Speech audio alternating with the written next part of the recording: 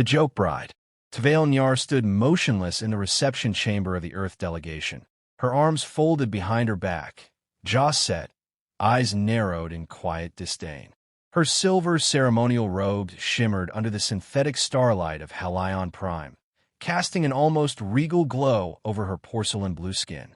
Around her, humans bustled about, chatting, laughing, their movements chaotic and imprecise, like a school of disoriented fish. She suppressed a sneer. This was beneath her. A joke. That's all this assignment was.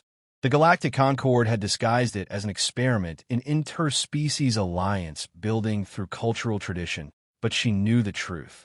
The elite had sent her, a genetically refined diplomat of the Elaran ascendancy, to marry a human as a prank. A public spectacle. A gesture meant to humiliate the humans and amuse the rest of the Concord. And she had agreed. Voluntarily. Out of curiosity, she told herself. After all, humans were a relatively new species in the Concord. Primitive, brash, obsessed with violence and emotion. But there was something unpredictable about them, something that made the elder species wary. And Tvale wanted to see it up close. The door opened. She turned. A human entered. He was taller than she expected, with sharp features and short, disheveled hair the color of ash. His uniform, a mix of diplomatic navy and battlefield practicality, fit him well. He had the presence of a soldier, but the eyes of a strategist. He approached with a confident gait, not arrogant, but measured. "Come, Ambassador Tvale," he said, extending a hand. "Commander Jason Rourke. Welcome to the Earth delegation." She blinked at the hand. "You offer me your limb?" "It's called a handshake," he said with a small smile. Gesture of respect. She took his hand with 2 fingers, shook it once, then released. A primitive ritual. Fascinating. You'll find we're full of surprises. He gestured toward the seats and waited for her to sit first. She noted that. Interesting. Most males from the Concord species defaulted to posturing and dominance, especially toward females. Rourke didn't. She took her seat, posture flawless. Let's dispense with false niceties. You're aware this union is ceremonial, a symbolic gesture. I expect minimal interaction, 0 physical contact, and absolute privacy. In one planetary cycle, we shall announce our peaceful separation. Do you concur? Jason studied her for a moment. If that's what you want. No argument, no resistance. I'm not in the business of forcing people into anything, he said, leaning back. Besides, I figure if this whole farce goes off quietly, I get a raise and a vacation. A vacation? A period of rest and leisure, he explained, usually involving mountains, oceans, or loud music. She paused. You are different from what I expected. He smirked. You thought I'd be drooling at your feet. It's statistically likely. My genetics were optimized for desirability among humanoid species. Jason chuckled. Well, sorry to disappoint. I prefer people I can talk to, not admire from a safe distance. Her brow furrowed. You do not fear offending me? Should I? No. You intrigue me. He stood. Come on, let me show you around. Your quarters are on the east wing. Decent view of the nebula. There's a dining area, human and alien cuisine. I'll introduce you to the staff. I do not require a tour. Maybe not. But I figure if we're going to fake a marriage, we might as well pretend to be civil. Her eyes narrowed, but she rose. Very well. Led on, human. As they walked side by side through the halls of the embassy, Tvale noticed something troubling. The humans looked at Jason not with fear or deference, but trust. He greeted them with names, shared jokes, asked about families. And they responded with warmth and respect. This wasn't the savagery she had expected. It was community, connection, unpredictable. She glanced at Jason as he joked with a junior aide, his voice relaxed, his smile easy. There was strength in him, yes, but not the violent kind. Something else, something deeper. For the first time, she felt a flicker of uncertainty. Maybe the joke wasn't on him after all. Maybe the joke was on her. The unexpected bond. Tvale stood alone in the Earth delegation's training room, her brow furrowed in concentration as she studied the punching bag in front of her. It swung slightly from her earlier blow, off-center, inefficient. She narrowed her eyes and struck again. "You're pivoting too early," came Jason's voice from the doorway. "Waste your core momentum." She turned. "My combat training exceeds level 9 protocol. Your commentary is unnecessary." Jason shrugged as he approached, wearing a sleeveless workout shirt and combat pants. "Level 9's impressive, sure, but it doesn't mean you can't learn something new." He walked over to the bag and gave it sharp, clean punch. The bag rocked in a tight arc. "Focus less on speed, more on follow-through," he said. "It's not just about hitting hard. It's about hitting right." Tvale frowned, but mimicked his form. She struck again. This time the impact was solid. Satisfying. He gave her a nod of approval. "Better." She stepped back, adjusting her wrist wraps. "You continue to offer instruction despite my protests." "You keep showing up despite your protests," he replied, tossing her a water bottle. "You could have left days ago." "You didn't." She opened the bottle, pausing before sipping. "Observation demands proximity." "Right," he said, grinning. "Observation." They stood in silence for a moment. There was no need to fill it. That, she had learned, was one of Jason Rourke's quiet strengths. He didn't rush things. He didn't posture. And over the past several days, Tvale found herself responding to that steadiness in ways she hadn't anticipated. In the Elaran ascendancy, relationships were transactional, status-based, genetically calculated. But Jason? He asked questions because he cared about the answers. "Tell me," she said, finally breaking the silence. "Why did you become a diplomat?" He looked at her, surprised. "That's the first personal question you've asked me." "I'm gathering data," she replied, a little too quickly. He chuckled. "Sure you are." He walked to the bench and sat, wiping sweat from his brow. "I used to be a soldier. Earth Fleet Special Recon. Saw some ugly things. Lost people. Good people. After my last mission, I realized I didn't want to destroy things anymore. I wanted to build something, or at least help keep the peace." She studied him, then sat across from him. "You chose diplomacy over conquest. I chose peace over pain." Tvale tilted her head, fascinated. "You're not what the Concord expected of your species." He leaned forward, elbows on knees. "Neither are you." The word struck something in her. In the quiet, she realized how far she drifted from the arrogance she wore on her first day. She wasn't just observing anymore. She was changing. "Would you like to see something?" she asked suddenly. Jason raised an eyebrow. "Sure." She stood and extended her hand, this time in a proper human gesture. "Follow me." They made their way to the observation dome, a glass-paneled chamber overlooking the vibrant swirl of the Helion Nebula. The room was empty, quiet, bathed in soft starlight.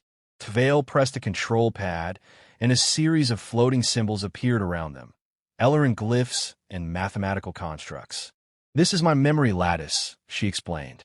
"Each one holds a fragment of my past, my training, family experiences. This one," she reached out to touch a glyph, "is the day I was selected for diplomatic track. My parents celebrated. I felt nothing." Jason watched the symbol swirl. "You store emotions as data?" "We were taught to observe feelings, not indulge them." "And yet here you are," he said gently, "standing in a nebula with a human, sharing memories." A long pause passed between them. Finally, Tvale turned to him. "I don't know what this is," she said quietly, "but it is not the arrangement I expected." Jason took a step closer. "Maybe it doesn't have to be." He reached out, not with force, not with assumption, but with quiet invitation. She hesitated, then touched his hand. There was warmth, connection, real. No calculation, no protocol. Just being. Later, when they stood together under the drifting lights of the nebula, their hands still entwined, Tvale whispered something she never imagined herself saying. "I do not want this to be a joke anymore." Jason smiled, soft and genuine. "Then let's rewrite the punchline. The consequences of choice." Tvale stared at the holoscreen in her quarters, the soft green light reflecting off her skin. The data was conclusive, cross-referenced, validated, and reviewed 3 times. She was pregnant, a hybrid, human and Elaran, genetically viable, developing at an accelerated but stable rate. Her hands trembled, not from fear. She didn't allow herself that luxury, but from something deeper. Something raw. This wasn't just a deviation from her plan. This was an entirely new trajectory. She closed the screen, placed a hand gently on her abdomen, and exhaled slowly. Then she stood, smoothed her robes, and walked out to find Jason. He was in the embassy garden, tending to the terrarium beds, another human pastime he'd introduced to her. Soil under his nails, sleeves rolled up, a ridiculous hat perched on his head to block the artificial sun. He looked up when he heard her footsteps. "Vale," he said, smiling. "You're up early. I require words." Jason stood, brushing his hands on his pants. The look on her face wiped the amusement from his own. "What is it?" She held out a small data crystal. "Scan it." He inserted it into his wristpad. His brow furrowed as the results displayed. His silence was longer than she expected. "So, this is real," he said at last. "You're pregnant." "Yes." He looked at her, eyes wide. "And I'm a father. Statistically, there's a 99.6%. "Yeah, got it." They stood in silence. Not uncomfortable, but weighty. Jason finally sat on the edge of the garden bed, running a hand through his hair. "I guess I shouldn't be surprised. We weren't exactly careful." Tvale folded her arms tightly across her chest. "This will cause a diplomatic incident.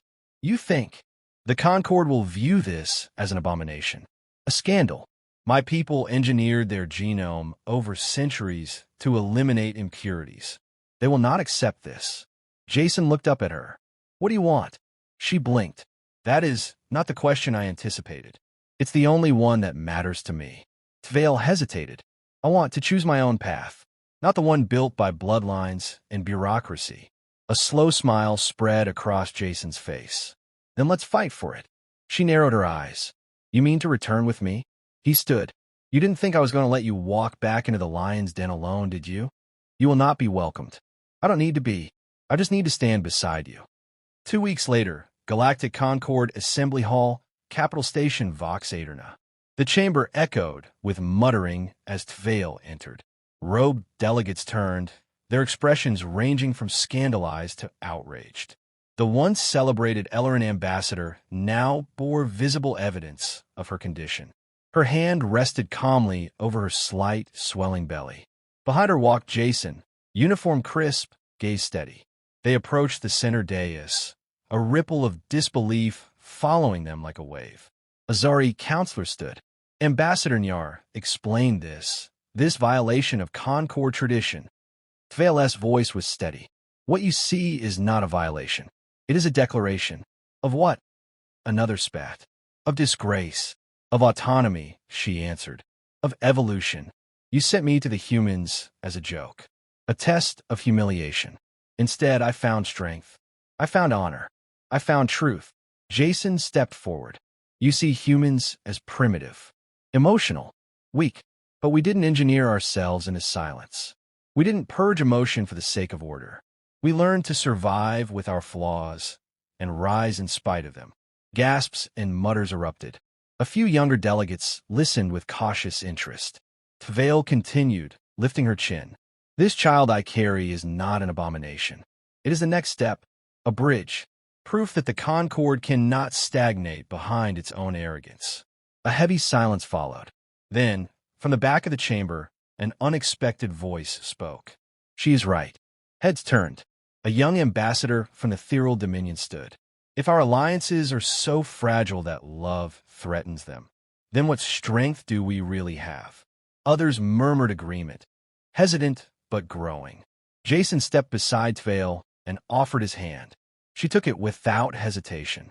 "You laugh at us now," he said, "but when the future comes knocking, it won't be asking your permission." Later, as they stood together in their private quarters on the Capital Station, Tvale rested against him, hand over her abdomen. "You changed the course of my life," she whispered. Jason smiled. "You did the same for me." She looked up at him, something soft and fierce in her eyes. "Then let's see how far we can change the galaxy." The new legacy. The birthing chamber aboard the Earth-Elaran joint vessel Unity Dawn was silent, save for the rhythmic hum of medical monitors and the soft breathing of Tvale. She lay still on the padded bio bed, her hair damp, her expression unreadable. Jason sat beside her, his hand locked firmly in hers. "She's stabilizing," the human doctor murmured to the Elaran medic. "Heart rate strong. Hybrid metabolism normalized." Tvale didn't need confirmation. She could feel the presence of her child, small, warm, and impossibly real. For all her training in logic, diplomacy, and restraint, the emotions coursing through her now were overwhelming. Awe, relief, fierce, primal love. Jason gently brushed a strand of hair from her face. "You did it. We did it," she wanted to say, but her voice caught her throat. So she only nodded, lips parting in the barest of smiles. The medic stepped forward, a small bundle swaddled in soft thermal fabric. "Would you like to hold her?" Tvale extended her arms, more hesitant than she'd ever been in her life. The child was placed into them with great care. She weighed so little, fragile, blinking up with wide eyes that shimmered with the same eerie glow of Elaran pupils, yet flecked with Jason's unmistakable green. "Her vitals are stable," the medic added. "She appears perfect." Jason leaned closer. "She looks like you. She looks like both of us," Tvale replied softly. "And also something new." They sat in reverent silence, the moment stretching timelessly, unbroken and whole. But peace, as always, would not last. A soft chime sounded. The diplomatic channel. Jason stood and activated the holo screen. A holographic projection of the Concord's council assembly appeared, half the counselors flanked by aides, the other half glaring sternly. At the center stood High Marshal Serex, a rigid pillar of old Elaran tradition. "You were warned," Serex said coldly. "We advised against returning, against continuing your deviation. And yet you proceed." Tvale sat upright, her child cradled close. "My deviation is life. What have your warnings preserved? Fear? Stagnation? You're calling this child a symbol of progress?" "I am." Jason stepped beside her. "And you're afraid of that, because you can't control it." Several of the counselors looked visibly uncomfortable, but none interrupted. "This child is not a threat," Tvale said, rising fully to her feet now. "She is not a weapon. She is the proof that two worlds once divided can not only coexist, but create something greater." "She is not your leverage," Sarek snapped. "She is our legacy," Tvale responded, her voice ringing through the chamber. Jason took the child into his arms. "You sent her as a joke, a pawn in your game, but she came back not only changed, but with change. You're not laughing anymore, are you?" Sarex's jaw tightened. "The Ascendancy will not recognize her." Tvale straightened. "Then the Ascendancy no longer recognizes me." That single statement landed like a thunderclap. Murmurs rippled through the council feed. She had just renounced her entire heritage, status, and lineage in one sentence. And yet, she felt freer than she ever had before. A different voice spoke then, Ambassador Tyan of the Ethereal Dominion. "Perhaps it is time to revisit our definitions of heritage. This child may be the first of many. The universe is changing, whether we accept it or not." More nods followed.